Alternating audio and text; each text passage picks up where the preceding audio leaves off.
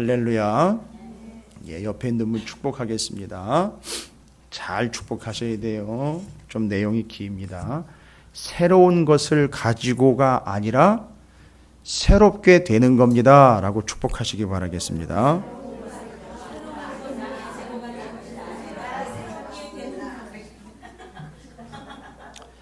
성경에 그 등장하는 의미 중에 참 은혜스러운 의미 중 하나가 뭐냐 하면 우리가 새롭게 된다라는 말입니다. 그렇죠.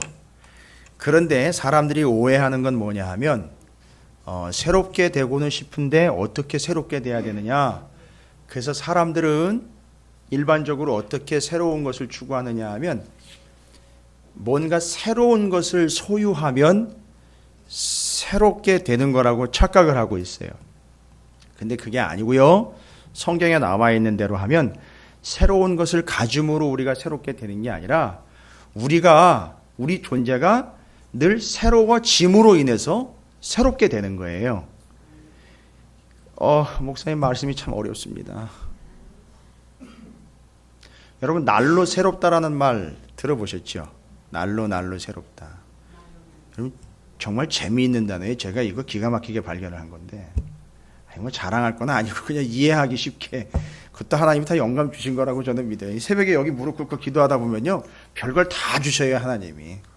근데 이게 쓸데없는 게 아니고 말씀에 관련돼서 야 이거 성도들한테 새롭게 되는 거에 대해서 설명을 해야 되는데 새로운 걸 취하는 게 아니고 새로워지는 내가 새롭게 되는 건데 뭘 새로운 걸 가지거나 새로운 걸 찾아 나설 필요가 없어요. 그냥 날로 새로워진다라는 말은 여러분 칼을 한번 떠올려 보십시오. 칼의 생명이 뭐죠? 날이잖아요. 여러분 그게 그 얘기는 아니에요. 근데 이게 날로 새로워진다라는 의미로 봤을 때 여러분 칼이 새로워진다라는 의미는 뭔 의미입니까? 칼은 목적과 용도는 딱 하나예요. 손잡이가 아무리 아름다워도 소용이 없어요. 그죠? 칼 모양이 아무리 현란스러워도 다 소용이 없어요. 잘 들어야 돼요. 뭐가 잘 서야 되는 거죠? 날이 잘 서야 돼요. 그래서 부엌에서 쓰시는 아무리 오래된 칼이더라도 날로 새롭게 되려면요 날을 잘 갈면 새로운 칼이 되는 거예요. 그렇죠? 그러니까 여러분 성도들이 날로 새롭게 된다라는 의미는 뭐냐 하면 뭔가 새로운 존재가 되는 개념이 아니라 뭔가 새로운 걸 내가 취해야 새롭게 되는 게 아니라 바로 그 칼처럼 날마다 매일 숫돌에다가 칼을 갈듯 말씀에다가 여러분을 계속 갈아야 돼요. 그래서 새로운 것을 찾는 게 아니라 제대로 된 걸 찾아서 계속 거기에 부딪히시면은요 그게 갈리는 거예요. 그리고 그렇게 해서 여러분은 새로워지는 겁니다. 그래서 말씀에 부대끼는 사람들은 매일 새로운 거예요. 그래서 매일매일 하나님의 말씀을 붙잡는 사람들은 매일매일 새로운 거예요. 그러니까 뭔 얘기냐 하면 이스라엘 백성들이 광야 40년 동안 뭐 먹었죠? 똑같은 메뉴예요. 근데 여러분 40년 내내가 똑같은 날이 한 날도 없었다는 거 아세요? 왠지 아십니까?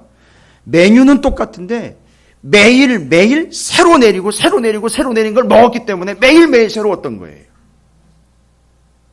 이해가 되십니까? 이거예요. 그러니까 여러분 인생을 말씀에다가 계속 가시면 돼요. 그럼 새로워지는 거예요. 제가 왜 이 말씀을 굳이 드리느냐 하면 오늘 에스겔서 37장은요 모르는 사람이 없을 정도로 그리스도인이라면 다 한 번 이상씩은 들어봤고 설교 본문도요 다른데 앞쪽 부분에서는 한 사람도 건드리지도 않고 그냥 저 유명한 방송이라든지 뭐 사이트라든지 이런 게 들어가 보면은요 기독교 방송이라든지 이런 매체들이 있잖아요. 들어가 보면 누가 어떤 말씀들을 이렇게 선포를 했나 이렇게 클릭해 보면 앞에 어려운 본문들은 하나도 안 올라와 있어요. 만만한 것들은 다 여러 명들이 다 본문이니까 만만하니까 에스겔서 37장 같은 경우도 많은 분들의 설교가 올라와 있어요. 보면 그래 그렇구나. 근데 오늘 본문의 말씀이 바로 여러분께서 좀 눈여겨봐야 되는 말씀이 이스라엘 백성들의 현 상태에 대해서 분명히 설명을 해서 11절에 보면 또 내게 이르시되 인자 이 뼈들은 누구를 이야기한 거냐 하면 다른 사람 얘기한 게 아니에요. 온 이스라엘이라고 얘기했어요. 여기 온 이스라엘은 북, 남 다 포함하는 거예요. 싹 다. 싹 다요. 그래서 어느 남유다나 북이스라엘만 이야기하는 게 아니라 온 이스라엘을 다 이야기하는 것이고, 이제 그걸 전제로 해서 37장 1절부터 여러분이 보시면 권능으로 엘리야에게 임하셔 그 영으로 나를 데리고 가셔서 골짜기 가운데에다가 두셨는데 거기 어떻게 됐습니까? 뭐가 가득했죠? 뼈가 가득했어요. 여러분 한번 상상해 보시죠. 어떤 뼈일까요?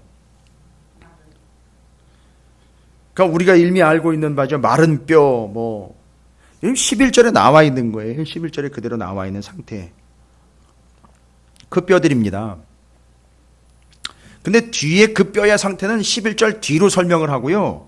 먼저 이제 그 뼈들을 다시 살려내는 이야기들을 앞에서 전제를 하고 있어요. 근데 그 뼈들이 어떤 뼈들이 있냐 하면 11절에 나와 있는 그런 뼈들이에요. 그런데 그런 뼈들을 설명하기 전에 이미 뼈들을 먼저 살려놨어요. 여러분 이건 의도적인 거예요. 살려놓고 그 뼈들이 어떤 뼈였는지 설명하니까 더 충격인 거예요. 그럴 리가 없었는데, 아니 그렇게 될 수가 없는 뼈들인데 그렇게 돼버린 거죠. 그럼 어떻게 됐습니까? 여러분 10절까지 다시 한번 읽을게요. 그냥 저녁 늦은 시간이니까 비도 오고 습기도 높고 이래가지고선 그냥 이렇게 정신줄 놓고 그냥 목사님이 알아서 해주시겠지 이렇게 너무 편안한 마음 갖지 마시고 좀 본문을 면밀하게 좀 살펴보십시오. 마른 뼈들이 살아나고 있는 과정, 이거 분명히 성경을 인용을 하고 있는 거예요. 분명히 성경의 어느 부분을 전제로 하고 있고 전체적으로 이야기하면 제가 말씀드려요. 구약 성경 전체를 지금 베이스로 깔고 있어요. 이거는. 그러니까 성경은요, 다른 데서 이미지를 인용을 한다거나 다른 이야기를 근거로 하질 않고 성경은 성경을 근거로 설명을 하고 있어요. 이 에스겔의 마른 뼈 환상, 뼈가 다시 살아나는 것도 분명히 성경을 근거로 하고, 이거 그냥 느닷없이 이런 일이 일어나는 게 아니에요. 그럼 생각을 해보십시오. 뭐가 꼭 닮아 있어요. 꼭 닮아 있습니다. 잘 보시면 2절에 나를 그 뼈 사방으로 지나가게 하시기로 본즉 그 골짜기 지면에 뼈가 심이 많고 아주 말랐더라. 여러분 이거 주일날 또 제가 얘기할 거예요. 에스겔서 또 얘기를 해야 돼요. 37절에. 주일날, 이번 주 주일날 본문이 어딘지 아십니까 여러분? 예, 분명히 신약은 아니에요. 예. 어딘지 아시겠어요? 아니 목사님 뭘 큰 걸 그렇게 바라세요. 벌써 주일이 지난 지가 월, 화, 수, 금 5일째인데 뭘 주일날 선포한 말씀을 기억하고 있기를 뭘 바라기는 엄청 바랍니까? 예, 홈페이지에 다 올라가 있는데 가서 찾아보시든지. 예? 제가 오늘 이런 식으로 말씀드린 이유가 있어요. 에스겔하고 하나님이 지금 뭐 앞에 서 있어요?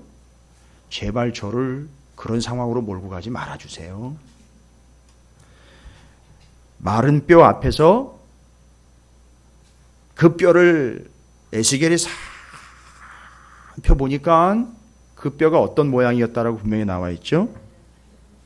심이 많았는데 아주 말라 비틀어졌어요. 여러분 열왕기상 17장 엘리야가 등장하는 그 본문에 느닷없이 등장. 이거 주일날 본문이에요. 여러분 금요일날 이 저녁에 오신 분들은 이제 토요일 주일 올 때까지 한 이틀 동안 좀 묵상 한번 해보시다가 와보셔요. 더 은혜가 될 거예요. 여러분의 복이죠 뭐. 근데 거기 열왕기상 17장 7절을 보십시오. 그 신의 이름은 그릿 시내입니다. 그 그릿 시내가로 디셉 사람 엘리야가 옮겨갑니다. 북쪽으로 옮겨가서 그릿 시내가로 숨어가게 됩니다. 그리고 더 위쪽으로 사르밧이라는 동네로 여인에게 찾아가기 전까지 거기 있었습니다. 그런데 그 땅에 비가 내리지 아니했기에 얼마 후에 그 시내가 어떻게 되었다라고 나와 있어요. 마르다라는 요 히브리어로 야벳이라는 단어가 똑같은 단어예요. 요 그릿 시내가가 말랐다. 그 다음에 요 뼈가 말랐다라는 단어가 똑같은 단어를 쓰고 있어요. 여러분 좀 깊이 묵상하시고 오시기 바랍니다. 그리고 본문을 17장으로 제가 알려드렸으니까 길지 않으니까 한번 읽어보시면서 한번 그 정황을 보시고 그 말랐다라는 야벳이라는 히브리어 단어가 지금 여기 나와 있는 뼈들이 말랐다. 11절에도 말랐고 라는 단어가 다 똑같은 야벳이라는 단어예요. 그러면 여러분 이 뼈하고 그 개천하고는 다른 개념인데 똑같은 단어를 썼습니다. 그러면 의미가 같다는 거예요. 의미가 같다는 겁니다. 그럼 그 더 이상의 것은 주일날 제가 설명을 드릴게요. 그러니까 지금 이것은 상당히 심각한 영적 상태에 대한 이야기를 하고 있다는 거고 그 의미를 더 정확하게 설명을 하기 위하여 말랐다. 엘리야도 사용한 그 단어 에스겔이 지금 사용하고 있고요. 그래서 그 단어는 영적인 상태를 이야기하고 있는 것이라는 걸 분명히 얘기합니다. 말랐습니다. 아주 말랐어요. 그가 내게 이르시되 인자야 이 뼈들이 능히 살 수 있겠느냐 하시기로 하나님 대답을 요구하시면서 하나님께서 물어봤어요. 에스겔한테. 근데 에스겔이 뭐라고 대답을 합니까?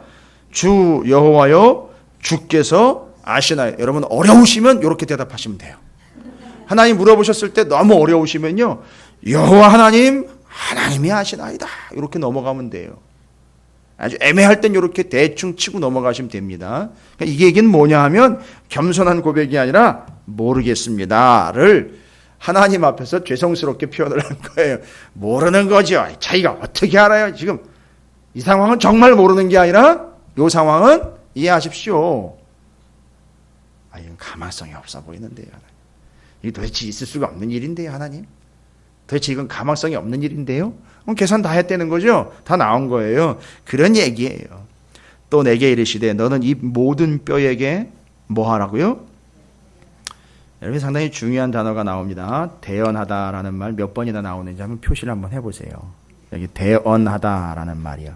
대언하여 이르기를 하나님이 명령하십니다. 에스겔에게. 그러면 너는 어디 허공에다가 대고 살아있는 사람들, 말 잘 듣는 사람들, 생생하게 말을 잘 들을 수 있고 귀도 살아있고 눈도 살아있는 사람들에게 대언하라가 아니라 뭐예요? 누구에게 대해서요? 모든 뼈에게 대언하여 이르기를 너희 마른 뼈들아 여호와의 말씀을 들을지어다. 여러분 이 상황으로 보면 이건 미친 짓이에요. 여러분 하나님이 지금 눈에 보입니까? 예? 눈에 안 보이는데 지금 하나님 동행하시죠. 근데 지금 누구만 눈에 보이는 상황이죠? 이걸 장면으로 만들어 에스겔이. 근데 에스겔이 지금 어디 있습니까? 골짜기인데 그 골짜기에 물이 흘러가는 게 아니라 마른 뼈, 허옇게 마른 뼈, 아주 바싹 마른 뼈들이 쫙 모여 있는데 생각을 해보십시오. 거기 서가지고선 에스겔이요 성경책을 펴고 창세기부터 읽어가는 거예요. 태초에 하나님이 천지를 창조하시고 이러면서 성경 말씀을 쫙 읽고 있는 거예요. 그래서 지금 먼 데서 한번 본다고 생각해요. 다른 사람들이 살아있는 사람들이요. 예, 죄송합니다. 저 미친놈 저 뭐 하는 거예요 저거? 아니 지금 지가 죽으려고 그러는 거야? 아니면 지금 너무 과중한 업무에 스트레스를 받아가지고선 그걸 견디지 못해 이게 제정신이 아닌 상태로 된 거야. 뭐 이런 식으로 반응을 할 수 있는데 이해가 안 되는 상황입니다. 그런데 하나님은 그에게 너 뼈들을 향해서 대언을 하고 명령을 해라. 마른 뼈들아 여호와의 말씀을 들을지어다. 주 여호와께서 이 뼈들에게 이같이 말씀하시기를 내가 생기를 너희에게 들어가게 하리니 너희가 살아나리라.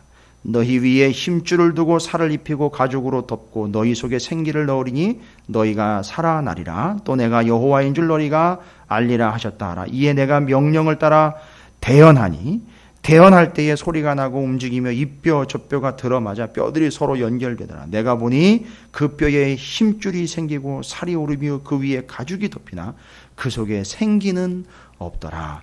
또 내게 이르시되 인자야 너는 생기를 향하여 대언하라. 생기에게 대언하여 이르기를 주 여호와께서 이같이 말씀하시기를 생기야 사방에서부터 와서 이 죽음을 당한 자에게 불어서 살아나게 하라 하셨다 하라. 이에 내가 그 명령대로 대언하였더니 생기가 그들에게 들어가매 그들이 곧 살아나서 일어나 서는데 극히 큰 군대더라. 할렐루야. 어마어마한 일이 발생이 됐습니다. 그 마른 뼈들이요 결국은 다 들어맞고 살도 생기고 힘줄도 생기고 막 이래가지고선 결국 살아났고 생기도 들어와서 무엇이 됐죠? 살아있는 군대가 됐었죠. 그렇죠. 여러분 요 모양 10절까지 여러분 어떻게 어렵지 않게 지금 뭐 상황은 그렇게 진행이 되고 있으니까요. 보시면 어디가 떠오릅니까? 예? 여러분 성경은 성경을 근거로 기록을 한 거예요. 어디가 떠오르십니까? 이 모양은요. 아니 한 단어만 보셔도 그냥 이건 바로 나오죠. 생기, 창세기요. 여러분 이건 창세기를 근거로 한 거예요. 하나님의 능력이 전능하시니까 마른 뼈를 통해서 그냥 벌떡벌떡 일어나게 하실 수 맞아요. 그런데 하나님은 무분별하게 하시지 않아요. 창세기를 근거로 그걸 마치 진흙으로 빚듯이 빚어가지고서 맞추듯이 맞춰가지고선 거기에 생기를 불어넣어가지고 그 지금 이건 뭡니까? 이미 창조되었던 뼈들이고 생명들이었는데 그게 죽었단 말입니다. 죽었던 자들에게요. 하나님의 말씀을 불어넣어가지고요. 말씀으로 다시 새 창조요. 그러니까 뼈들은 죽었지만 이 사람들은 좀 전에 저희가 이 말씀을 시작하기 전에 서로 축복하면서 나눈 거죠. 어떻게 된 겁니까? 새롭게 된 거예요. 새 창조가 일어난 거라고요. 뭘로 일어난 거죠? 말씀으로 일어난 거. 여러분 잊지 마십시오. 이거 중요한 겁니다. 말씀으로 새로운 창조가 일어나고 죽었던 자가 살아난 거예요. 마른 뼈가 살이 붙고 힘줄이 생기고 피가 돌게 된 거고요. 벌떡벌떡 일어나가지고 군대가 된 게 뭐 때문에 된 거느냐 하면 말씀 때문인 거예요. 근데 그 말씀이라는 단어는 안 나와 있어요. 대언이라는 말이에요. 대언. 이 참 아주 정말 어떻게 보면 멍청한 짓인 것 같고 정말 승산 없는 짓으로 보여요. 아니 뼈들을 앉혀놓고 아니 뼈들이 널브러져 있는데 그 뼈들에게 창세기부터 읊은 거예요. 여기 대언했다라는 말을 여러분 오해하시면 안 돼요. 괜히 뭐 명령을 해가지고 몇 구절 성경 몇몇 구절 외우고 있는 거 암송한 거 한 10개 정도 가지고서 그걸 있는 대로 아는 대로 다 풀어내가지고 그걸 들은 뼈들이 놀라 자빠져가지고 그 바짝 일어난 게 아니라 성경을 처음부터 끝까지 쫙 읊은 거예요. 여기 대언이라는 말을요 우습게 보시면 안 돼요. 그 마른 뼈에 바싹 말라 비틀어져 가지고서 이제 널브러져 있어요. 덜컥덜컥 소리만 나요. 여러분 그 뼈의 상태를 한번 볼까요? 11절 보십시오.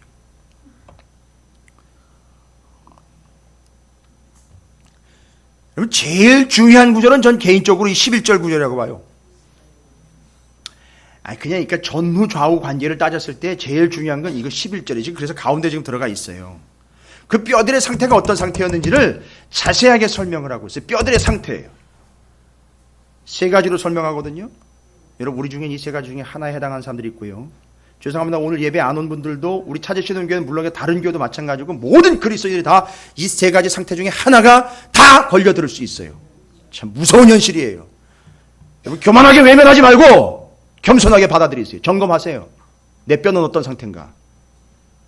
11절에 보면 또 내게 이르시되 인자야 이 뼈들이 남의 얘기하는 게 아니다. 니들 얘기하는 거다. 네 민족 이스라엘 얘기하는 거다. 네 얘기하는 거다. 들어라. 이스라엘 온 족속이다. 그들이 이르기를 우리의 뼈들이 위에 나와 있는 거 똑같은 게 말랐다라는 말, 그 그리치네가 말라 비틀어졌다라는 말이에요. 그 말랐다라는 말은요 시들었다, 완전히 시들었다, 부끄럽게 되었다, 난처하게 되었다, 실망하게 되었다, 수치를 당하게 되었다. 뭐 이런 뜻이에요. 가능성이 있다 없다. 없다는 걸 얘기하는 거예요. 완전히 말라 비틀어진 거예요. 여러분 보셨습니까 혹시? 이런 뼈 보셨어요? 완전히 말라 비틀어져가지고 거의 하얗게 돼가지고선 너무 말라가지고 구멍이 다 뚫려버린 그런 뼈들 보셨어요? 가끔 강가에 놀러 가면 사람의 뼈는 아닌데 옛날에 사람들이 거기서 모여서 뭐 했는지 모르겠지만 동물의 뼈가 보여요. 호연 게 다 뚫려가지고 아주 바싹 말라버린 거예요. 이게 돌멩이인지 뼈인지 모를 정도로 바싹 말라. 누가 거기서 뭘 잡아먹었나 봐요. 근데 그게 몇 년을 지나가지고 아예 바싹 말라버렸어요. 태양볕에 말라버렸고 뭐 너무너무 건조해서 싹 말라버렸는데 야 이건 뭐 뼈도 아니고 뭐 나무 조각도 아니고 막 그런 개념인 거죠. 그렇게 완전히 다 빠져버려가지고 그냥 싹 말라버린 거예요.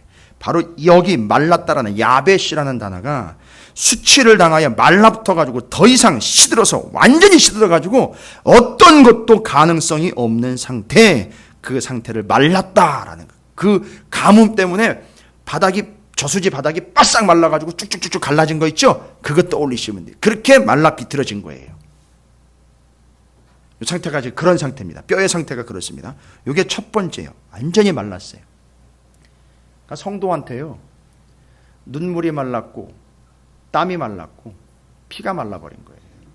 바싹 말라가지고 이젠 통하지는 않아요. 뭐 땀 좀 흘립시다 이러면 내가 흘릴 땀이 어디 있어요? 뭐 이렇게 되는 거예요. 눈물 흘려 기도해야 됩니다. 내가 언제 눈물을 어떻게 흘립니까? 뭐 이런 거 다 말라버렸어요. 기도도 안 하고 헌신하자 그러면 다 도망가 버리고 땀 좀 흘리자 그러면 땀 냄새 난다고 싫다 그러고 땀 냄새 나는 사람 오히려 오지도 말라 그러고. 여러분 죄송합니다만 우리가 교회 청소만 하는 것도 그렇게 힘들어요. 그렇죠? 제가 별소리 다 들었어요. 지난번에도 말씀드렸죠. 교회 청소하자고 얘기했는데 청소 귀신 들렸냐고. 네, 그런 얘기까지 들었어요. 이놈의 교회는 청소 귀신 들렸냐고. 여러분 그게 할 소리입니까? 저 너무 상처받았어요. 그게. 어떤 개인의 얘기지만 여러분 그건 할 소리가 아니에요. 교회와 성도들을 향해서 저 같은 사람한테 그건 해서는 안 되는 소리예요. 그 땀 좀 흘리자 그랬는데 거기다 대고 그런 소리를 합니다. 요즘에 교회가 이렇게 됐어요. 아니 자기가 교인이고 성도인데 그렇게 됐어요. 땀 흘리는 거 바로 말라버렸다는 얘기예요. 절대 땀 안 흘려요. 눈물 하나 안 흘립니다. 헌신하려고 하질 않아요. 절대 내 안에서 뭘 뽑아내려고 하질 않습니다. 왜요? 없어서가 아니라 말라서 그래요. 말라서. 아끼려고 하는 게 아니라 말라버렸어요. 그러니까 아예 못하게 되는 거예요. 이제는. 아예 안 하는 거예요. 못하고 안 하는 거예요. 말라 비틀어진 상태인 겁니다. 결국 그게 어떤 상태냐면 수치를 당하게 되는 상태입니다. 완벽하게 시들어버린 상태예요.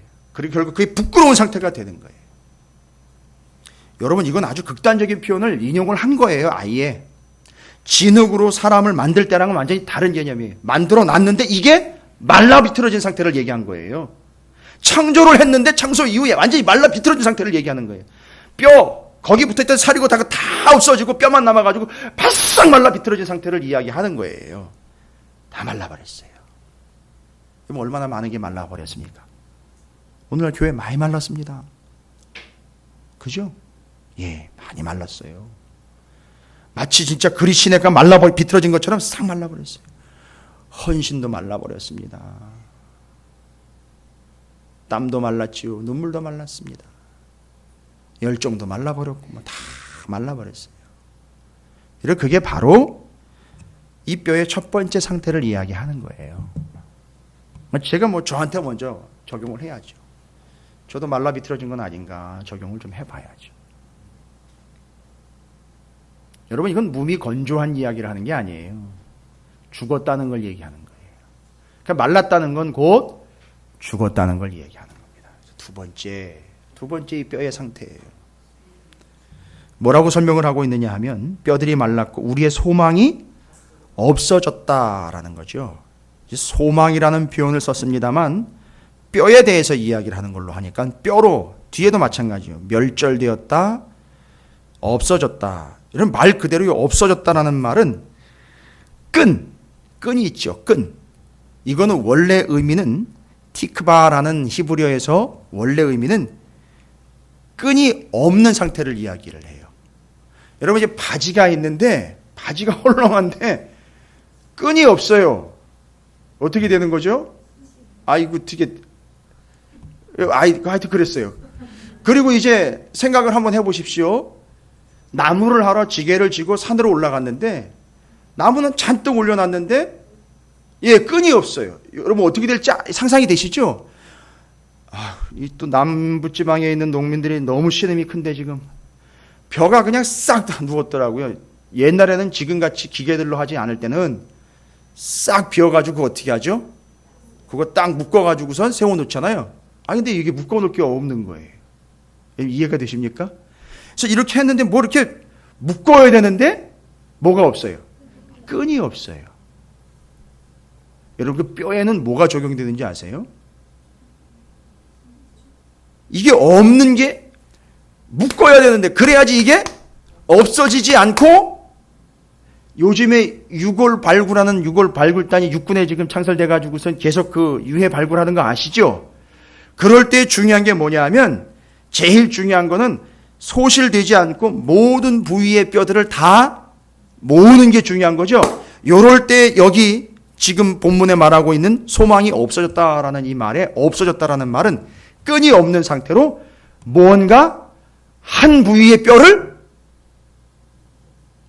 잃어버린 걸 얘기하는 거예요. 그러니까 없어진 걸 얘기하는 거예요, 여러분. 끈이 없다라는 건 그걸 다 묶어서 이건 한 사람 뼈야 이렇게 돼버려야 되는데, 그죠? 그래서 맞출 수 있게 돼야 되는데 뭔가 지금 중요하게 뼈가 뼈리 연결될 때 이 한 부분이 없어진 걸 얘기하는 거예요. 그래서 연결이 안 돼요. 그래서 그게 연결이 안 된다. 여기는 지금 우리의 소망이 없어졌다라고 이야기해서 연결되지 않음으로 이야기하는 절단을 이야기한 거예요. 단절을 이야기한 거예요. 그래서 한 부분의 뼈가 없어요. 그러니까 나머지 뼈는 있는데 한 부분의 뼈가 없기 때문에 연결이 안 돼요. 요걸 이야기하는 거예요. 그래서 원래 의미는 끈이 없어서 전체를 다 묶어낼 수 없는 거예요. 소실됨 이런 얘기예요.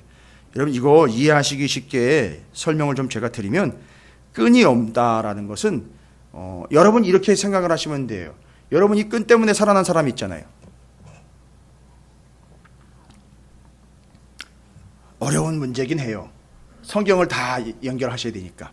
지금 누가 대답을 하셨어요. 끈 때문에 살아났어요. 그 끈 보고 빨간 끈 맞습니다. 라합 맞습니다. 여리고성의 라합이요. 분명히 정탐꾼들이 얘기했죠. 약속했고 이 성 싹 다 칠 때 다른 것 보고는 내가 얘기를 못한다. 그러니까 다 들어와가지고 네가 라합이냐 아니냐 물어보면서 이렇게 할 수는 없잖아요. 그죠? 근데 딱 하나 보고 이제 구별하겠다는 거죠. 뭐죠? 빨간 줄 보고 구분하겠다. 그런데 만약에 라합이 빨간 줄을 내려뜨리지 않았어요. 줄이 없었다라면 어떻게 됐을까요? 죽은 거예요. 이게 그런 얘기를 하는 거예요. 지금 그래서 이 끈이 없는 상태를 이야기해서 그건 죽었다라는 걸 이야기하고 한 마디의 뼈가 소실되어 버렸다라는 얘기는 이건 맞춰도 소용이 없다라는 얘기인 거예요. 결론은 그렇게 돼버리는 겁니다. 지금 그런 상태라는 거예요. 맞출 수 없는 상태로 돼버린 거예요. 그러니까 사람의 손으로 지금 어떻게 해봐야 손을 쓸 수가 없는 상태라는 걸 정확하게 이야기하는 거예요. 소실된 것, 말라 비틀어진 것, 소실된 것. 그 다음에 한 가지 상태를 더 이야기합니다. 단절된 것, 그 다음에 뭐라고 얘기하면 다 멸절되었다라고 이야기합니다. 멸절되었다라는 건 가자르라는 히브리어인데 그건 뭐 다른 게 아니고요. 뼈가요 마디마디가 다 나가지고 여기 저기 다 흩어져 널브러져 있는 걸 얘기하는 거예요. 뼈가 이 머리뼈는 저쪽에 가 있고요, 이 종아리뼈는 저쪽에 가 있고 다른 골짜기에 가 있고 저 위쪽에 가 있고 밑에 가 있고 막 다 뒤섞여 있는 거예요. 그걸 얘기하는 거예요. 여러분 얼마나 비참합니까? 여러분 이게 지금 말라 비틀어진 것과 단절된 것과 여기저기 흩어져 가지고 여기가 있고 저기가 있는 걸 얘기하는 거예요. 이게 우리의 영적인 상태를 이야기한다 그랬죠? 첫 번째 말라 비틀어진 건 우리가 이미 이 교회와 성도는 이미 말라 비틀어진 게 너무너무 많다는 거죠. 다 따져보면 다 맞습니다. 헌신, 열정, 눈물, 기도, 예배 다 말라 비틀어졌어요. 지금 다 말랐고 그 다음에는요, 두 번째는요, 단절을 이야기하면, 단절된 거예요. 끊긴 거예요. 열심히 잘하는 듯 하다가도 또 끊겨버려요. 계속 끊기는 거예요. 중간에 토막이 없어지는 거예요. 근거가 없으니까 토막이 없는 거예요. 중간에 빼먹고 또 빼먹고 없어지고. 단절되는 거예요. 그게 마른 뼈, 이 마른 뼈의 본질은 바로 그거예요. 지금 아주 철저하게 엉망진창이 돼가지고 손 쓸 수가 없는 걸 얘기하는 거예요. 그건 하나님이 봤을 때 이미 판결이 내려진 거예요. 끊어먹고요, 빼먹는 거예요. 단절되는 거예요. 여러분 심야 기도회 여러분 한번 1년 내내 올 연말 내년 이렇게 해가지고 결단 한번 해보세요.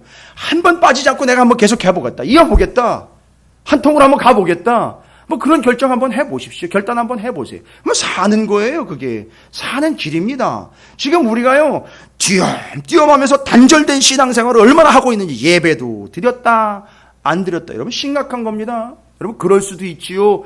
그럴 수도 있어요. 그런데 조립이 안 되는 거예요. 그러니까 조합이 안 되는 거예요. 뼈는 그렇게 심각하게 보면서 내가 예배 빼먹는 건 별로 심각하게 생각을 안 하는 것 같아요. 기도하는 거예요. 헌신하는 거, 이런 것들은 띄엄띄엄 했다 말았다 중간에 빼먹고 단절돼가지고, 신앙이 제일 심각한 단절이 뭔지 아시죠? 자손들에게 이어지지 않는 거예요. 그건 심각한 단절입니다. 그건 단절이에요. 단절. 진짜 단절된 거예요. 그 다음에 세 번째로 이야기하는 여기 멸절되었다라는 거. 여기저기 널려있는 거예요. 그러니까 마음이 여기가 있고 저기가 있고 세상에 가 있다가 어디 다른 나라 가 있다가 금요일날 여기 있어야 되는 마음이 다른 데 가 있는 거고 예배 시간에 여기 와 있어야 되는 마음이 다른 데 가 있는 거예요. 세상에 왔다 갔다 뼈가 많이 널브러져 있는 것처럼 그건 심각하게 보이면서 우리는 그걸 심각하게 생각을 안 한다는 말이죠. 우리의 영적인 현실이에요. 지금 여러분께 말씀드리는 이 내용은 상당히 중요한 내용이에요. 그래서 이 뼈의 현실을 여러분이 직시를 하셔야 돼요. 뼈가 새롭게 됐다라는 건 매일 들어가지고 하나님 그렇게 하실 거예요. 그렇게 할 거고 그렇게 될 거라는 믿음은 있는데 죄송합니다만 누가 그렇게 될지는 모르겠어요. 그런데 지금 현재 상태는 이 교회와 성도들의 심각한 상태가 이 세 가지 뼈에 말라 비틀어진 상태와 단절된 상태와 여기저기 흩어져 버린 상태로 어떻게 할 수가 없는 상황이 돼버립니다. 손을 쓸 수가 없는 상황이 돼버린 거예요. 그러니까 에스겔도 그걸 보니까 뭐라고 대답했습니까? 그건 하나님만이 아시지요라고 싹 피해가는 거예요. 답이 없습니다. 아유, 저는 잘 모르겠는데, 그거 왜 저한테 물어보세요? 아유, 너무 힘들게 라는 거죠. 그런데 그 뼈가 살아나요. 기가 막힌 일이 발생이 됩니다, 여러분. 아니, 여러분이 믿든지 안 믿든지 그건 상관이 없어요. 근데 그 뼈가 말라 비틀어지고 단절되었던 뼈요, 여기저기 흩어졌던 뼈들이 다시 살아난다니까요. 별로 감동이 없으시죠? 내가 이렇게 살아있으니까 아직 나는 그런 것 같으니까. 그런데 여기서 보니까 그 심각한 상황에 있던 뼈들이 다시 살아나는데 다른 거 한 게 없어요. 아니, 다른 거 한 게, 지금 본문에 보시면 다른 거 한 게 없고 제일 많이 등장하는 단어가 뭔지 아시죠? 뼈라는 단어하고 대언했다라는 단어예요. 대언. 대언했다라는 말은 쉽게 얘기하면 예언했다라는 말이죠. 예언했다라는 말은 뭐예요?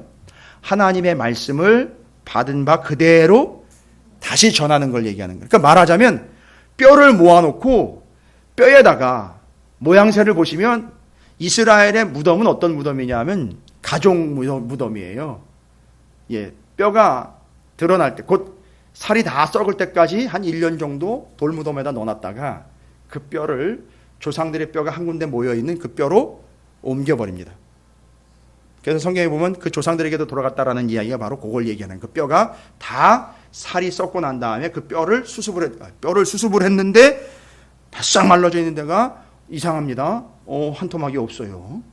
가끔 몇 토막도 없어졌고, 그리고 이게 분명히 여기 들어온 사람이 없는데 뼈가 1층에 가 있고 막 2층에 가 있고 막 이런 난리가 났다. 이 생각을 한번 해보시죠. 이건 유대인들에게 엄청난 재앙이거든요. 그거는 이제 생각하기 쉽게 말씀드린 거예요. 근데 그런 상황이었는데 바로 그걸 수습을 해가지고 바로 조상들의 뼈가 묻혀있는, 조상들이 다 거기 뼈가 있어요. 하나도 소실되지 않고 그대로 갖다가 뼈를 수습을 해서 거기다 갖다가 넣습니다. 이게 조상들에게로 돌아간다라는 표현을 쓰는 거예요. 이런 식으로 하는데 잘 보시면 그런 뼈도 그렇게 잘 수습을 해가지고 다 정리가 되는데 여기 나와 있는 뼈들은 뒤섞여 있는 데다가 소실된 데다가 여기저기 흩어져 있는 데다가 이게 엉망진창인 거예요. 지금 이거 어떻게 될 수가 없는데 하나님은 그 뼈들에 대해서 에스겔에게 뭐 하라고 얘기하느냐 하면 그냥 무덤 열어놓고 뭐 하는 것과 똑같은 거예요. 무덤 열어놓고 설교하고 있는 거예요. 이해가 되십니까? 골짜기에 뼈들이 이렇게 널브러요. 살아있는 사람은 아무도 없어요. 살아있는 생명이라고요. 쥐새끼 한 마리도 돌아다니지 않는 그 판에 허연 뼈들만 그냥 떨그럭거리고 있는데 거기에다 대고 에스겔이 뭐하고 있는 줄 아세요? 창세기부터 설교하고 있는 거예요. 창세기부터. 그러니까 지금 뼈가 붙는 과정과 살아나는 과정이 어디로 근거를 해가냐, 그 선포한 말씀인 창세기를 근거로 뼈가 그대로 맞춰지는 거예요. 그러니까 분명히 창세기 설교한 거예요. 이 뼈들 앞에서. 그뿐만 아니라 여기 이 뼈들이 왜 이렇게 묻히게 됐는지까지를 쫙 설명을 하는 거예요. 가능합니다. 스데반이요, 자기가 돌에 맞아 죽기 전에 그 자리에서 설교를 했다 그랬죠. 여러분, 그 설교 아니에요. 내용을 보면요, 저 구약 이야기부터 구원받은 이야기부터 오늘 이야기까지 쫙 읊은 거예요. 성경 내용을 쫙 읊은 거라고요. 근데 그걸 설교라고 얘기를 했어요. 근데 그 성경의 내용을 그대로 통스토리를 쭉 이야기하고 죽은 거예요. 그러니까 지금 여기서도 에스겔이 하는 건 뭐냐면 다른 거 안 했어요. 대언하다라는 말은 하나님이 에스겔한테 너 그냥 여기서 도시락 싸가지고 여기서 이 뼈들이 있는 데서 언제까지죠? 뼈들이 다 살아날 때까지 계속 하나님의 말씀을 창세기부터 그 시대까지, 자기 직전 시대인 왕정 시대 이야기까지, 다윗의 왕의, 정확하게 이야기하면 다윗 왕 이야기까지를 쫙 읊은 거예요. 여러분 이게 상상이 되십니까? 그러니까 선지자 하는 게 이게 쉬운 일이 아니에요. 아무나 하는 게 아니에요. 그러니까 창세기부터 얼마 전 다윗 이야기까지요. 왜냐하면 뒤에 다윗 이야기가 나오기 때문에 그래요. 15절 이후로. 그러니까 창세기부터 다윗 이야기, 왕정 500년 이야기까지 쫙 읊은 거예요. 그러니까 시간이 얼마나 걸렸는지는 모르겠어요. 근데 꽤 걸렸을걸요? 그런데도 그 뼈들한테 계속 창세기부터 다윗 왕 이야기까지를, 창세기, 출애기, 레위기, 민수기, 신명기, 여호수아, 사도기, 룻기, 사무엘, 상하, 열왕기, 상하까지 다 이야기를 한 거라고요. 성경 말씀을 쭉 그냥 자기가 선포를 한 거예요. 설명을 한 거라고요. 뼈들한테. 이해가 되세요? 그러니까 우리는 그냥 막연하게 뭐 그놈하고 위험 있게 살아나라 뭐 살아날지어다 뭐 이런 얘기했다. 말도 안 되는 소리예요. 지가 뭔 능력이 있다고 살아나라 간다고 살아납니까? 여기 분명히 대언이라 그랬어요. 말씀을 대언하라, 말씀을 대언하라. 그리고 대언하였더니 생기가 그들에게 들어가매. 놀란 거죠. 대언했더니만 들어간 거예요. 하나님의 말씀을 한 구절로 그냥 선포했거나 한 구절의 말씀으로 명령을 했다거나 내가 외운 거 암송한 성경 몇 구절 가지고 그들에게 펼쳐서 죄송합니다 설픈 게 아니에요. 처음부터 끝까지 쫙 이야기를 한 거예요. 그 진짜 그거죠. 듣든지 안 듣든지 그냥 한 거예요. 그때 살아나더라는 거예요. 저는 오늘날 말씀 선포를 이렇게 봐요. 진짜 마른 뼈 같은 이들에게 바싹 말라 비틀어지고 손실되고 소실되고 끊어져 버려 여기저기 흩어져 있는 진짜 마른 뼈 같은 그들에게 하나님의 말씀을 전하는 게 이게 지금 에스겔 37장의 오늘날 모습이라고 저는 믿어요. 그래서 간단한 겁니다. 복잡하지 않아요. 여기서 뭔 신학적인 논쟁거리 끌어내고 이러면 정말 재미없습니다. 진짜. 그건 정말 그런 사람하고는 얘기를 할 가치가 없어요. 그런 건 얘기할 게 아니고요. 여기서는 이 뼈의 상태, 곧 그것이 이스라엘이고 오늘날 교회와 성도들 얘기하는 거예요.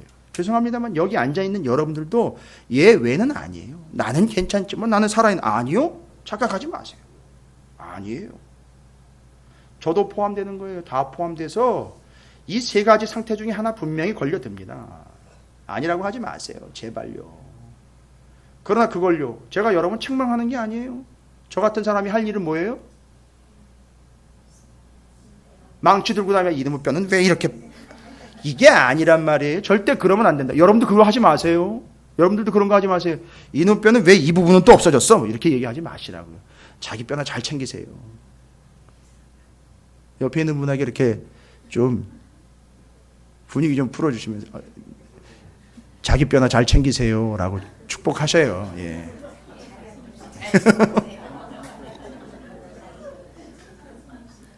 그러니까 지금 에스겔이 그 어떤 도구를 가지고 다니면서 이 뼈가 가능성이 있나 하면서 툭툭 치고 다닌 게 아니에요. 그죠? 이 뼈는 어느 부분이 소실됐나 이거 얘기한 거 하지 않고 있어요. 그렇죠? 이 뼈는 왜 저기 있었는데 이건 또 왜 여기 와 있어? 이게 얘기를 안 했어요. 그리고 그냥 한 거는 딱 하나밖에 없어요. 거기 가 있든 소실이 됐든 말라 비틀어졌든 좀 습기가 있든 없든 그건 뭐 상관이 없습니다. 어쨌든 그 뼈들 다 모아놓고 그냥 창세기부터 다윗왕 이야기까지 쭉 이야기한 거예요. 선포한 거예요. 저는 이걸 믿습니다. 예. 저는 여기가 아니라도 다른 데서라도 이 명확한 사실을 근거로 저는 말씀을 그렇게 전해요. 그러면 문제는 뭐냐 하면, 아니 문제가 아니에요. 답이에요 그게. 분명히 마른 뼈들이 있거든요. 소실된 뼈들이 있어요. 여기저기 널어져가지고 들부러져가지고 마음이 지금도 예배 자리에 있지만 다른 데가 있고 완전히 여기저기 뒤죽박죽 되어버린 영혼들이 한둘이 아니거든요. 교회 성도들이 지금 엉망진창인 상황이라면 목사는요, 말씀을 전하는 예언자라면 다른 거 할 거 없어요. 그냥 마른 뼈들을 향해서 그냥 창세기부터 요한계시록까지 그냥 선포하면 되는 거예요. 그냥 대언하면 되는 거예요. 다른 거 없어요. 예, 문제는 뭐예요? 니 잘났네 내 잘났네가 아니에요. 설교를 얼마나 잘하네 못하네가 아니라고요. 거기서 그걸 듣고 살아난 마른 뼈가 있단 말입니다. 그러니까 교회가 중요한 거예요. 그리고 선포자가 중요한 거예요. 솔직히 얘기 드리면. 그러니까 이런 분명한 근거를 가지고 지금 말씀을 전하고 있느냐 이겁니다. 내가 마른 뼈처럼 덜컥덜컥거리고 있어요 지금. 자꾸 단절이 돼요. 실제로요. 마음은 여기가 있다 저기가 있다 완전 뼈가 그냥 흩어져가지고선 여기저기 분산되어 있는 것처럼 그런 삶을 살아가고 있어요. 다른 답이 없다고요. 그 사람들한테 그냥 대언하는 것밖에 답이 없어요. 말씀을 그냥 있는 그대로 전하는 것밖에 답이 없습니다. 그래야 살아나는 거거든요. 그게 말씀에 의해서 창세기가 그대로 여기가 뼈들에게 생명이 붙게 된 게 창세기 그대로 적용이 된 거예요. 생기요. 왜 굳이 생기라 그랬을까요? 맞아요. 새로운 창조가 지금 일어나고 있는 거예요. 뭐에 의해서요? 말씀에 의해서 마른 뼈들이 다시 살아나고 있다는 걸 분명히 하시죠. 여러분 다른 거 어떤 거 기름을 부었다든지 뭔 바람을 불어넣었다든지 뭐 다른 행동을 한 게 전혀 없어요. 오직 말씀으로 그냥 무덤에다 대고 뼈가 우글우글한 무덤에다 대고 몇 방 며칠을 거기 앉아가지고 성경을 보면서 진짜 살아있는 사람들한테 말씀을 전하는 거죠. 그렇게 뼈들한테 말씀을 전한 거예요. 그러니까 에스겔을 보면 다른 사람들이 보면 물론 이건 환상이에요. 그런데 다른 사람들이 그렇게 하는 에스겔을 보면 그건 미친 거지요. 제정신이 아닌 거지요. 예, 오늘날 많은 분들이 그런 얘기를 해요. 교회에 아무리 제대로 된 설교를 해도 절대 변화되지 않는다는 거예요. 변화 안 돼요. 뭔 변화가 됩니까? 그걸 기대하면 안 되는 거고요. 죽은 자가 살아난단 말이에요. 바싹 말라 비틀어졌던 마른 뼈가 일어난단 말이에요. 전 그걸 봤어요. 그러니까요. 너무 힘이 생기더라고요.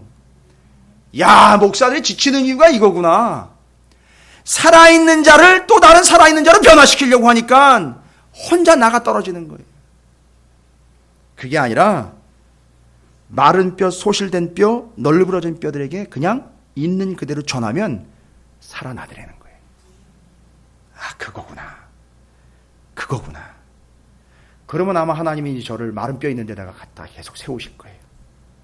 제가 미쳤다는 얘기를 듣든 제정신이 아니라는 얘기를 듣든 지금도 저한테 그런 얘기를 하시죠. 많은 분들이. 어떻게 그렇게 창세기부터 끝까지 갈 생각을 합니까? 그건 목회교회 얘기 아니에요. 제가 왜 그렇게 했고 우리 교회가 왜 그렇게 시작했는지 에스겔서 37장에서 근거를 제공하고 있어요. 저는 둘 중에 하나라고 봅니다. 마른 뼈들이 우르르 몰려오든지, 그죠? 아니면 마른 뼈 몰려있는 대로 제가 가든지 그렇게 될 거예요. 왜냐하면 그렇게 해야 마른 뼈가 살아나니까요. 그게 답이에요. 오늘날 목사들의 목회 지상 명령이면서 근거예요. 다른 거 없습니다. 여러분, 이 분명한 사실을 잊지 마시길 바랍니다. 조금 마른 것 같다. 이 좀 끊어지는 것 같다. 내 마음이 자꾸 나중에 요즘에 좀 내 마음을 못 잡은 거 여기가 있고 저기가 있는 것 같고 이것저것 신경 쓸 것도 많고 그것과 이것들을 자꾸 비교하게 되고 하나님의 것과 세상의 것들과 내 것과 하나님의 것을 막 자꾸 연결해가지고 왔다 갔다 하게 돼 있다. 뻔한 겁니다. 지금 이 세 가지 이 뼈들의 상태 중에 하나인 거예요. 잘 점검하시고요. 그때는 방법이 없습니다. 다른 방법 없죠? 그렇죠? 이거 이제 우리는 이제는 알아먹을 수 있는 그리스도인들이 되었으니까 그럴 때에는요. 다른 방법이 없죠? 어떻게 해야 되죠? 맞아요. 말씀. 어쨌든지 말씀 들으러 계속 덜그럭거리면서도 와야 되는 거예요. 뭔 얘기인지 아시겠습니까? 덜그럭거리면서도 들어야 되는 거예요. 덜그럭거리면서도 받아야 되는 거죠. 이 소실된 뼈를 찾아라. 말씀을 들으러 와야 되는 거예요. 말씀을 받으러 와야 돼요. 말씀 받고 듣고 그 말씀을 채워야 되는 겁니다. 다른 대답이 없어요. 다른 대답이 없어요.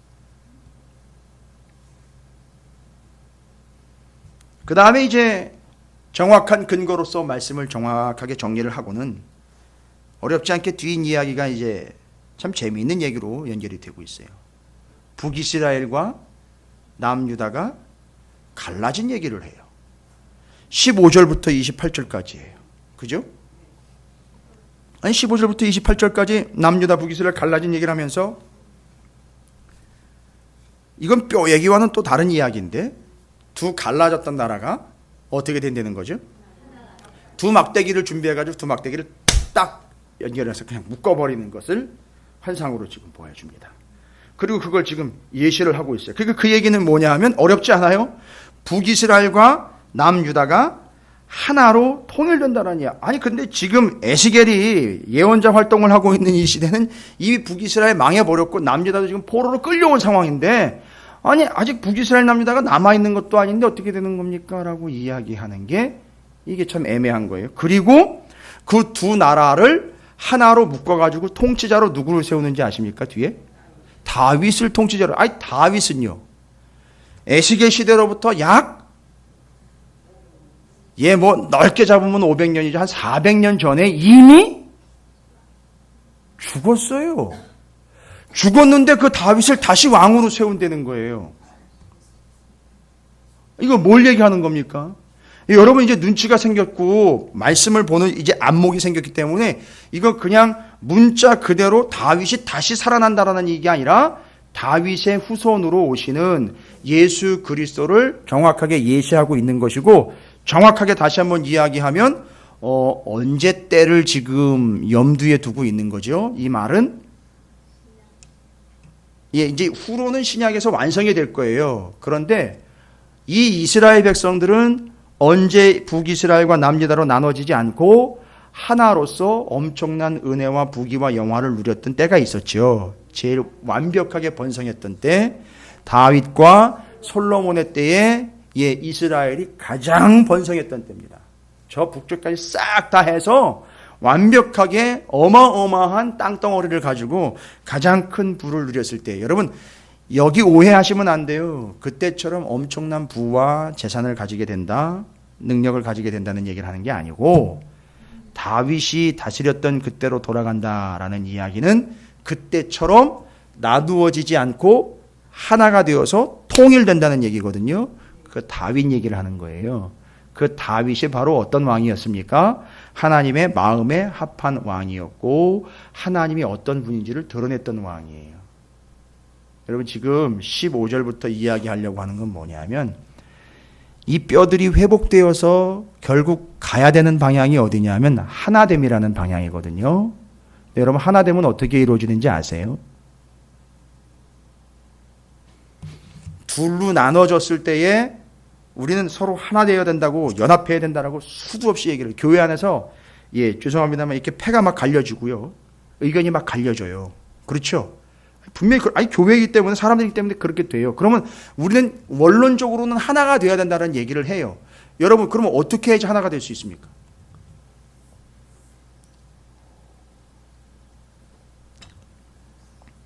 여기 에스겔서 37장에서 제시하고 있는 방법은 역시 마른 뼈들이 다시 살아나는 것은 말씀을 근거로 했는데, 정확한 말씀은 새 창조이기 때문에 창세기를 근거로 했어요.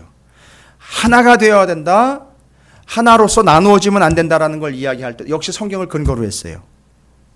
그러면 아직 신약은 나오지 않을 때니까 근거를 대자면 어느 때를 근거로 된 거죠? 뼈가 살아나는 건 창세기를 근거로 했어요. 두 나라가 하나가 돼야 된다라는 건 다윗 때예요. 여러분 그때는 왜 하나인지 아세요? 왜 하나인 줄 아십니까?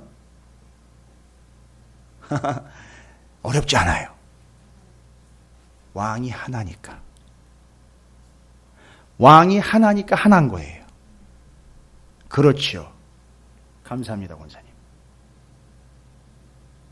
다윗을 왕으로 세운, 다시 왕을 다윗으로 세우겠다 하는 하나님의 이 의도는 뭐냐면, 그 다윗 때에 내가 세운 왕 다윗 하나가 통치하고 있었기 때문에 하나가 될 수 있었던 것이다. 그러니까 답은 딱 하나예요.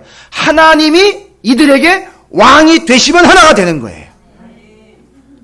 이게 15절 이후로 앞에는 마른 뼈 이야기고 뒤에는 통일 이야기인데, 정확하게 이야기해요. 하나님의 말씀으로 하나님의 통치를 받는 자들이 다시 살아나 하나가 되는 놀라운 역사가 오늘날 교회의 역사가 되어야 된다는 거, 성도들의 삶이 되어야 된다는 걸 정확하게 이야기해요. 그게 진짜 회복이라는 거죠. 말씀에 의해서 살아나 하나님을 왕으로 모셔 하나가 되는 거, 이게 진짜 회복이라는 거죠. 그렇죠? 그렇죠? 여러분 우리가 하나 되는 거는요, 서로 마음을 합해서 하나 되는 거요, 언젠간 또 깨지게 돼 있어요. 왕이 하나가 돼야 돼요. 한 왕이 통치를 해야 돼요. 여러분 이거 이해가 되십니까? 그래서 다윗을 하나님이 자꾸 이야기하는 이유는 그 다윗이 내가 어떤 하나님인지를 다윗이 너무너무 잘 알려준 거예요. 하나님의 어떠하심이죠? 왕 되심에 대한 걸 다윗이 정확하게 일러준 거예요. 다윗이 왕으로 있을 때에 하나님이 우리의 왕이라는 걸 그 다윗이 왕으로서 잘 보여준 거예요. 그러니까 하나님이 왕으로서 서 계셔야 둘이 하나 될 수 있고 갈라지지 않는다는 거예요. 그러면 잘 보십시오. 왜 교회가 둘이 갈라질 수밖에 없고 여전히 시끄럽고 왜 패거리가 생기는지 잘 보세요. 각 패거리에 왕이 있어요. 조심하세요. 그리고 그 패거리의 왕으로 자처하는 자들이 한둘이 아니에요. 나는 뭐 아주 겸손한 척 하는데 결국은 그 사람이 그 짓을 하고 있는 거예요. 그래서 여기에는 이 사람, 여기에는 이 사람, 핵심적인 사람, 주도적인 사람, 뒤에 세력, 앞에 세력 이래가지고 나뉘어져 있는 상황에서 둘이 아무리 협력을 해봐야 되지 않습니다. 답은 하나예요. 하나님이 왕으로 다스리셔야 둘이 하나가 될 수 있습니다. 요게 회복이에요. 마른 뼈는 어떻게 회복이 된다고요? 마른 뼈의 세 가지 상태 기억나시죠? 바싹 말라 비틀어진 상태, 소실된 상태, 여기저기 흩어져 있는 상태. 에스겔이 그 마른 뼈들을 어떻게 다시 살려냈는지 기억하십시오. 그냥 몇 박 며칠이 걸렸던 그냥 그 뼈들 앉혀놓고 그 앞에서 계속 그냥 하나님의 말씀을 창세기부터 다윗 이야기까지 쫙 이야기했어요. 회복됐습니다. 갈라지는 거죠. 찢어지는 거죠. 너무 큰 파손이고 파열이죠. 그거 회복해야 되겠죠. 어떻게 회복되는 겁니까? 하나의 왕이 세워져야 돼요. 하나의 왕은 딱 한 분, 예수 그리스도 하나님 아버지가 우리의 왕이 되셔야지만 가능한 일이에요. 그래서 아까 선포된 말씀 있죠? 그래서 이 편이 됐든 저 편이 됐든 하나님의 선포된 말씀에만 무조건 다 순종해버리면 어떻게 되는 거죠? 끝나는 거예요. 다른 거 얘기할 필요가 없어요. 그렇죠? 근데 자꾸 거기 있는 사람의 주도적인 사람과 앞서가는 사람의 얘기를 듣는 순간부터 계속 둘은 딴 길로 가게 되는 거죠. 여러분 그게 바로 뭘 이야기하는지 이제 개념 잡히십니까? 둘이 됐든 셋이 됐든 갈라지는 거는요. 뭐죠? 앞에서 뭔 얘기했어요? 교회는 그리스도의 뭡니까? 몸이지요. 그러니까 그 몸이 어떻게 되는 거죠? 갈라지는 거죠. 그러면 앞에 나와 있는 뼈 이야기로 하면 어떻게 되는 겁니까? 그게 결국 갈라지면 죽는 것이고 죽으면 마르게 되는 것이고 마르면 갈라져 여기저기로 흩어지게 되니까 소실되는 것이고 뿔뿔이 흩어지게 되는 개념이라는 걸 얘기하는 거예요. 이게 결국 반복되고 있다는 걸 이야기하는 겁니다. 이게 37장이요.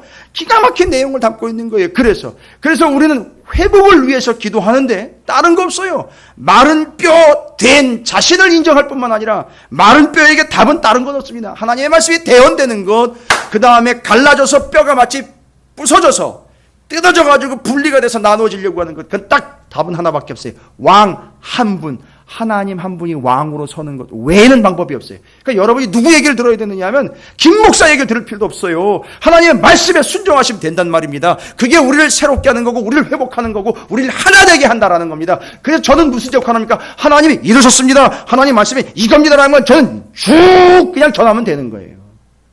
그러니까 여러분 들으셔야 됩니다. 듣고 그 따라가세요. 그게 왕의 명령이니까요. 하나님의 명령이니까요. 그래야 갈리지 않습니다. 하나가 되는 거예요. 이게 회복의 메시지예요. 간단하고 분명한 것 같은데 이게 안 되고 있으니까 오늘날 교단 분열, 교회 분열, 성도들 분열이 계속 이루어지고 있는 거고 여기저기 널브러져 가지고 이 뼈 저 뼈가 막 나뒹구는 것 같은 그런 모습들로 보여지고 있는 거예요. 우리 개인적으로 마른 뼈처럼 그렇게 살아가고 있는 겁니다. 대안은 없어요. 하나님의 대언된 말씀과 하나님의 대언된 말씀에 100% 순종하는 왕권, 하나님의 왕권에 순종하며 하나가 되는 것, 그게 회복의 두 가지 지침으로 37장에서 이야기하고 있는 겁니다. 오늘 교회에게 주시는 상당히 중요한 메시지입니다. 이건 통일 이야기도 아니고요. 이건 단순히 회복의 이야기를 넘어서 다시 사는 이야기이고 절대 하나님의 나라가 갈라지지 않는 것에 대한 하나님의 분명한 사명의 선언입니다. 여러분 잊지 마십시오. 여러분께서 다시 회복이라는 개념으로 마른 뼈 살아나고요. 갈라졌던 것 하나 되는 것, 이게 진정한 회복이라면 오직 하나님의 말씀의 대언과 그 대언된 말씀의 주인이신 하나님의 말씀으로 왕권 하나님을 인정하고 왕이신 하나님 한 분에게 절대 순종하여 어느 편이 아니라 다 하나님의 백성이라는 사실이 확인되는 것, 그게 소망의 회복의 비결이라는 걸로 37장의 정의가 끝났어요. 여러분, 이건 교회에만 적용하면 안 됩니다. 여러분에게 적용하십시오. 여러분 가정에, 여러분 사업에, 여러분 직장에, 여러분 건강에 다 적용하세요. 그게 이 본문이 가지고 있는 의미예요. 철저하게 적용하십시오. 제 얘기 듣고 하지 마시고요. 진짜 하나님이 왕이시라면요, 순종하십시오. 그게 회복의 비결입니다. 나는 마른 뼈 아닌데요? 아니요. 그 얘기한 것 벌써 말랐다는 증거예요. 그게 마른 뼈에 주시는 하나님의 대언의 말씀입니다. 그러니까 절대 여러분 말씀 놓치지 마세요. 언제가 됐든 말씀이 선포되는 자리에 오시면 뭐 내가 마른 뼈라는 걸 인정하는 그런 수치스러운 자리입니까? 아니요. 살아나는 자리입니다. 회복되는 자리예요. 그리고 그 말씀대로 살아내세요. 그게 절대 흔들리지 않고 갈리지 않는 하나됨의 역사, 회복의 역사입니다. 지금 오늘 우리 감리교회에 제일 필요한 게 이 두 가지예요. 교회에 제일 필요한 게 두 가지, 성도들에게 제일 필요한 게 이 두 가지입니다. 잊지 마십시오. 대언의 말씀 그 앞에 서시고, 대언된 말씀 왕의 명령으로 받으셔서 절대 순종하십시오. 그 뒤에는 마른 뼈가 자연스럽게 살아나는 것과 나누어졌던 것들도 작대기가 둘이 딱 포개지는 것처럼 하나가 된다는 사실. 예, 오늘 함께 찬양하시고 기도의 제목, 오늘 함께 나눈 말씀을 통해서 우리 교회와 교단과 우리 교회의 회복을 위해서, 영혼들의 회복을 위해서 뜨겁게 좀 기도했으면 좋겠습니다.